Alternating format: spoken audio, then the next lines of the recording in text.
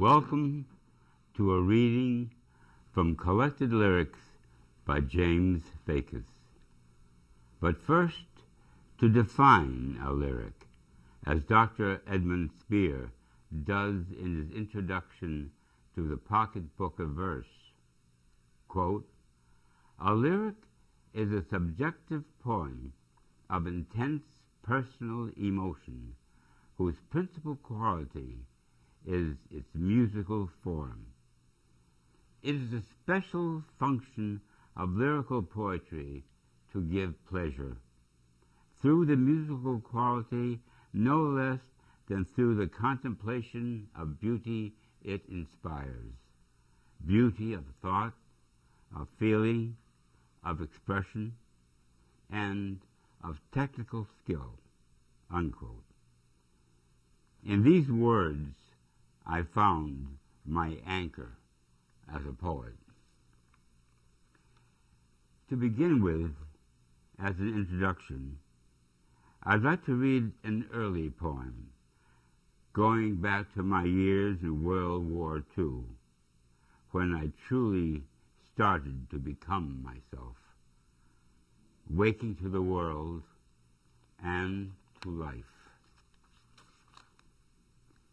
It is March 1943.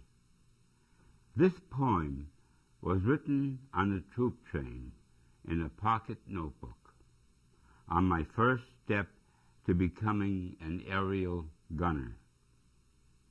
According to statistics of that time, quote, "The life expectancy of a gunner in combat had been reckoned at about 11 raids," unquote, on a tour of 30 missions.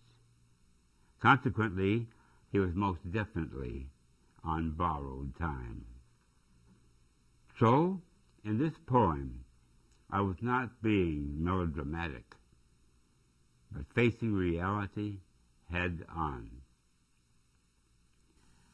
This moment now, lines before combat. Were I to see another spring, the lilac tree alive with rain, or only hear the orioles sing their songs again another year, I would go by and never know the orioles' low, melodious sway along the sky, nor pause to see a single bough, a single spray of lilac tree, as I do now. And now, today, a lifetime later, a ball-turret gunner at 89. When I was young, death touched me, time and time again. Touched and teasing passed me by, as if indifferent then. My season sown for harvest, the snow deep on the bough. Death, I think, will be amused by my indifference now. But now we go back to just after the war, to another life, another time. Second Love, variation on the theme, quoting Shakespeare's Henry V, Act 5, Henry's line to Catherine, "Come, your answer is broken music, for thy voice is music, and thy English broken." From half-remembered hours, returning now to me, thorns of broken music pierce me constantly. Even while I love you with love another new, I hear the fragrant music of another's voice, as you smile lovely in the moonlight and whisper, "How serene the silence and the starlight," though you have never seen the dignity of starlight through the window of a room where lovers lie together. nor cathedral towers loom medieval in the silence where lovers stroll alone, speaking low of Abelard and Eloise, and grown together legendary by a white cathedral wall, in silence and the starlight, a year ago this fall. You smile, and I remember, and I say, it seems to be, while thorns of broken music pierce me constantly. In 1951, a friend of mine had lunch with Miss Peggy Douse Redmond, an editor of the Saturday Evening Post. They talked about my poetry, and she requested I send her some. Consequently, I, in my ignorance, typed up 3 lyrics on a single page, single-spaced, and sent it off. I do not recommend this to any aspiring poet. However, that sheet was returned to me with 1 poem cut out and a handsome check enclosed, my first sale to the Saturday Evening Post. The poem was Old Woman by Her Window. It's queer, the quick of the brittle rain, stoning the clear of the window pane with pebbles of sound, and the creak of the vein pointing the wind its way to where the heavy hill climbs up the sky, and never a living soul to care if I should live or I should die, in the quick of the rain and the creak of the vein and the wind passing me by. It's lonely it is to sit by the sill all day and watch the road below, where only the ragged hours go with the wind in their hands over the hill. And long by my window, waiting here, shadows within and the mist without, and no one to hear or I to cry in the dark rain of the cold sky for the chill of my fire going out, and the night so near.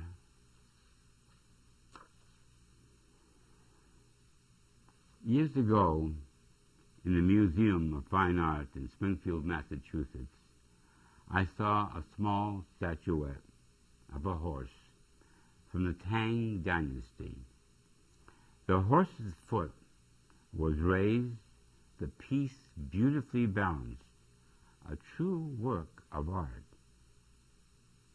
This poem is simply an image of that first impression.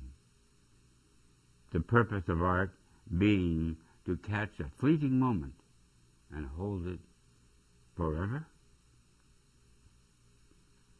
Figure of a horse, Tang, A.D. 618 to 907.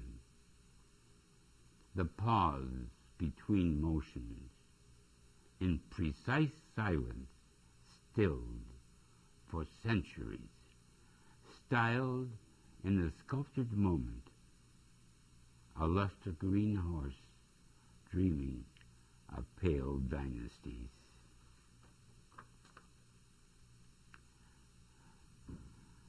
This next lyric, a quatrain, appeared in Russell Baker's Norton Book of Light Verse.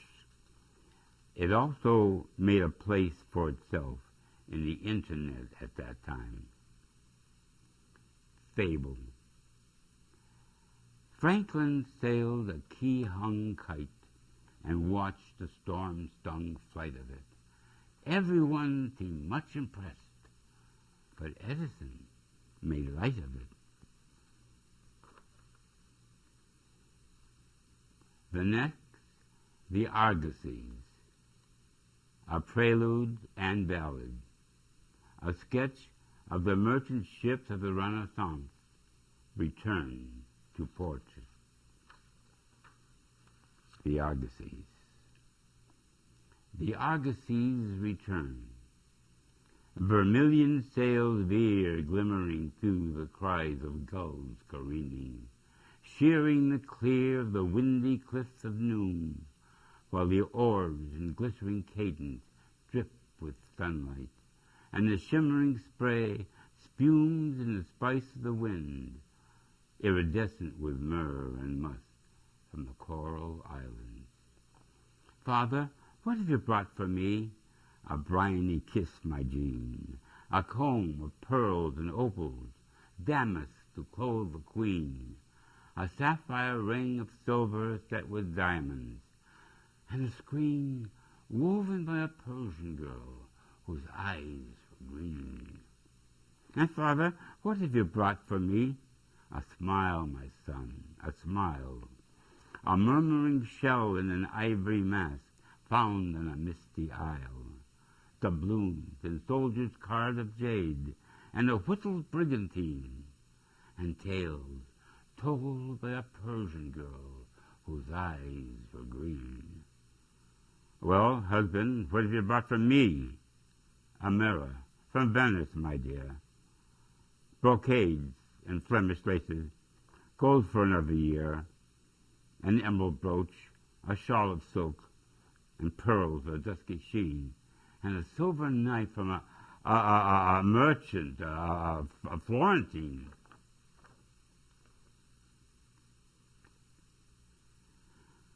Next, Penny Song. Appeared in Saturday Evening Post on 4 September 1954. According to the circulation then, the Post was read by 4 million people. In 1956, 2 years later, a soap opera aired on TV entitled Edge of Night. It made me wonder. A penny song. Having a penny of time to spend, I squandered it, watching the wintry light etching the clouds with an icy glow against the darkening edge of night, then startling quick the cry of a bird and the swift flight across the sky. But where it had come from, or where it went, well, that was more than a penny could buy. The next poems, Sketches for an American Mural, moved from the far west of the early 1800s to, finally, New England, specifically Vermont, very much in the present. The first set of sketches, Western Suite, is composed of 5 parts, suggesting through their images the rise and fall of a Western scene. So we begin with Part 1, Western Suite, Hawk in the Sky. In Memoriam, 1800. A solitary hawk surveys the noon, with flint-sharp glance and wings poised motionless, gliding the prairie silence and the sky, quiet as distant smoke from a dying fire, still as an arrow in the throat, and a dead cry.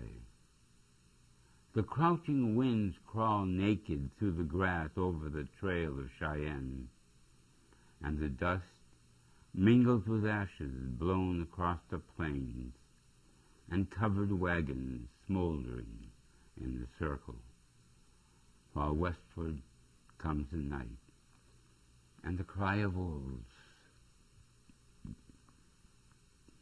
Part 2, 1849.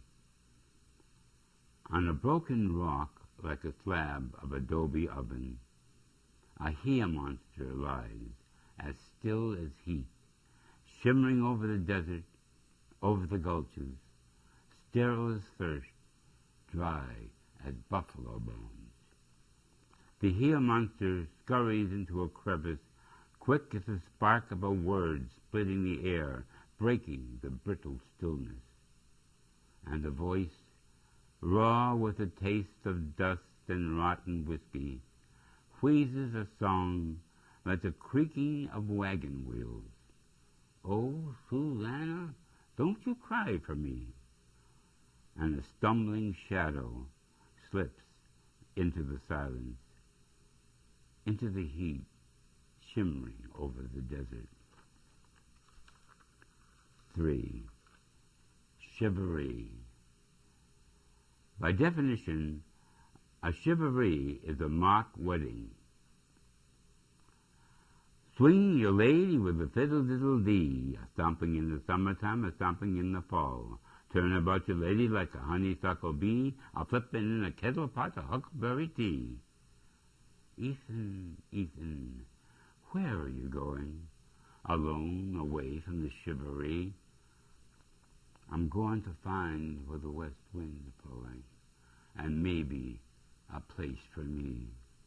Swing about, wing about the hall like a little local bronco horse with bucking in the stall. In again, spin again, chuck her on the chin again, then promenade your partner with do-si-do.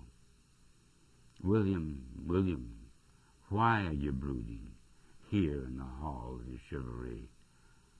I've seen my brother ride by in the moonlight, without a word to me. All of mine left and all of mine right, and take another partner for a whirl around the floor. Reverse, prance all day and dance all night, then steal a little kiss again and come again for more. Melinda, Melinda, why are you crying, all in white as a bride should be? I've seen my lover ride by in the moonlight, without a word to me. Now kick your heels and go to town like a hornet-bitten burro in a gingham gown, high and down and up and low, then promenade your partner with a do-si-do. 4. Desperado. The bullet in his breast gnaws at the nerves like a nibbling rat with needle teeth of fire, while the local feeling of being drunk with dying, fanged with broken lightnings in the brain, mingles with a Mexican bit for moving on somewhere beyond the border.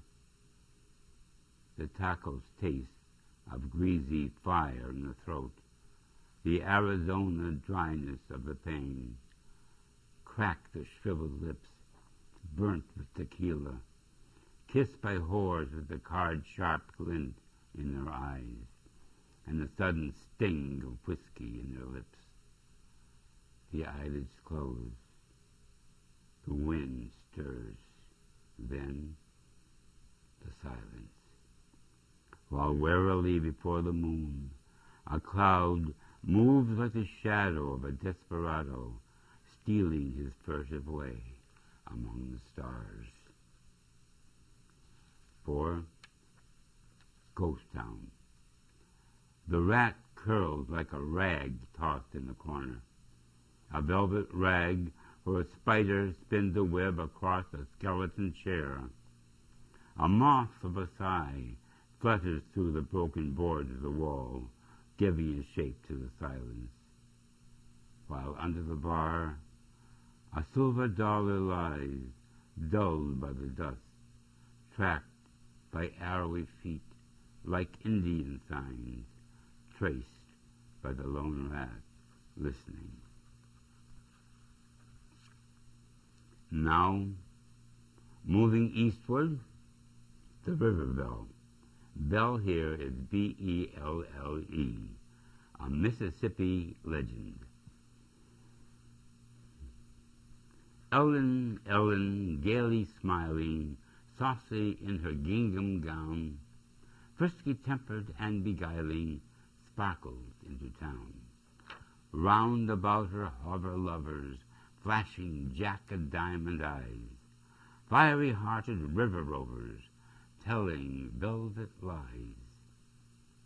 Ellen, Ellen, waltzing sprightly, glittering in her silken gown, merry-eyed and laughing, lightly twinkles out of town, while the lovers, smiling after, raise their wine, the toast untold, missing her lacy laughter, and half their gold.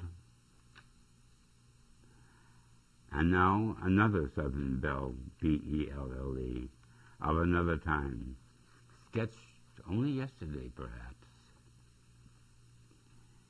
She walks the dusty road to town, in finery from the five and dime, her shiny bag swung up and down in rhythm to her state of grace, and painted wryly on her face a touch of once upon a time.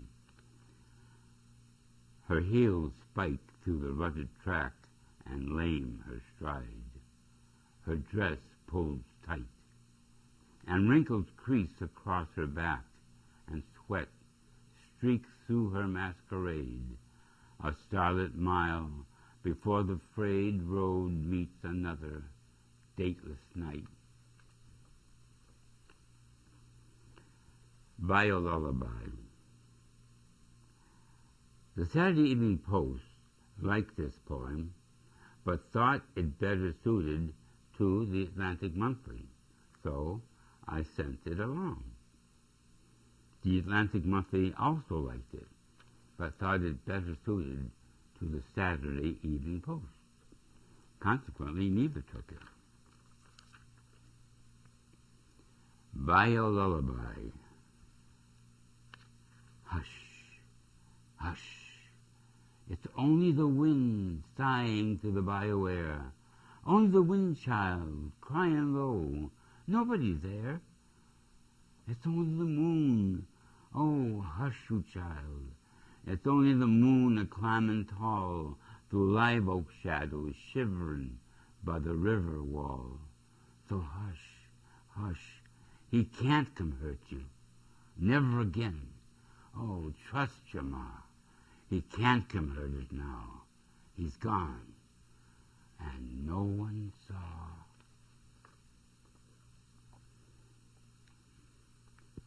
Next, a love poem before marriage. I'm in Florida and Cleo is in Massachusetts, yet she, like Florida, is somewhere in this poem. Florida Love Song. You are silence and the dark, the secrecy of cypress hung with moss and mystery, and the stark moon beyond.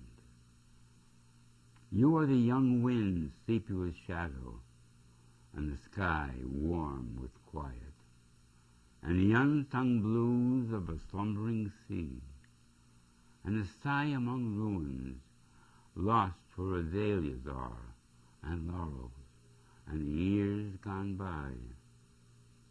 And from the strange, haunting far, the voodoo witchery of the spring returned again from a conjured star to soothe my heart with ease and bring harborward my wandering. And finally, Vermont. One of my first Vermont poems, a discovery not only of a new land, but also of a new life here, a truly life-changing moment, where the hills aflame with foliage, alive with color, a new vision of life, a turning point.